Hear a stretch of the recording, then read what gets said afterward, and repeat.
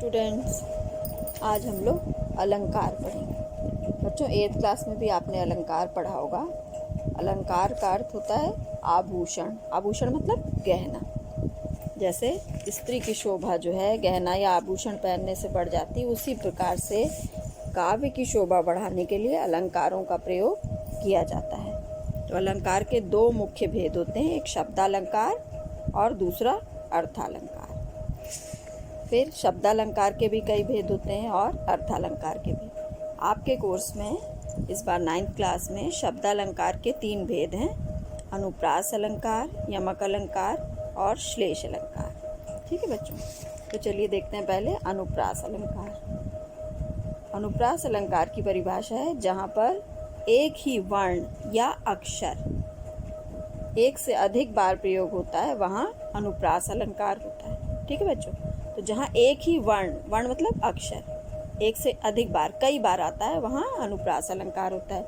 जैसे रघुपति राघव राजा राम या तरनी तनूजा तट तमाल तरुअर बहुछाए। रघुपति राघव राजा राम में रावण की आवृत्ति हुई है और तरनी तनूजा तट तमाल तरुअर बहुछाए इसमें तावर्ण की आवृत्ति हुई है।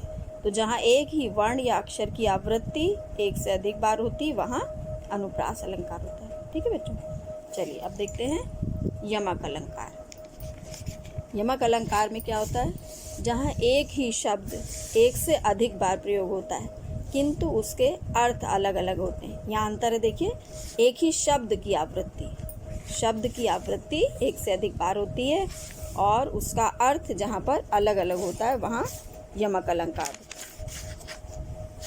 तो इसको देखिए, उदाहरण से समझ में आ जाएगा। कनक कनकते 100 गुनी, माँ दकता अधिकाय, या खाए बौराए जग, वा पाए बौराए।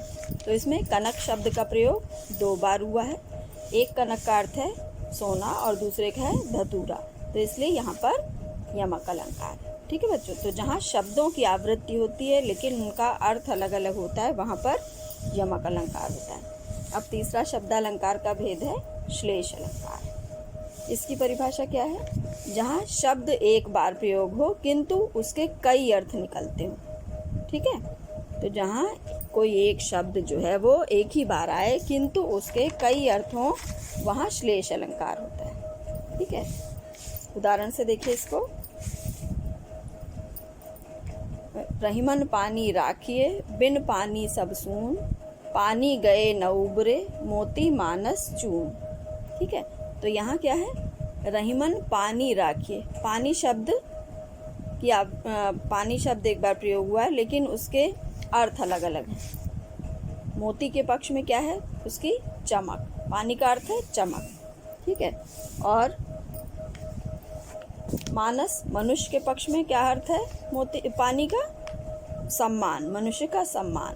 और चूने के पक्ष में उसका अर्थ है पानी का जल या पानी।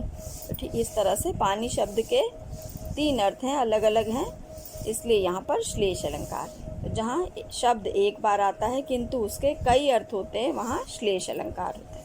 ठीक है बच्चों, चलिए ये आपने शायद 8th क्लास में भी पढ़ा होगा, इसलिए आपको समझ में आ जाएगा। तो इसको आप अपनी फेयर कॉपी में अलंकार हेडिंग डाल करके नोट कर लीजिएगा। ये आज का आपका होमवर्क है। ओके बच्चों, थैंक यू।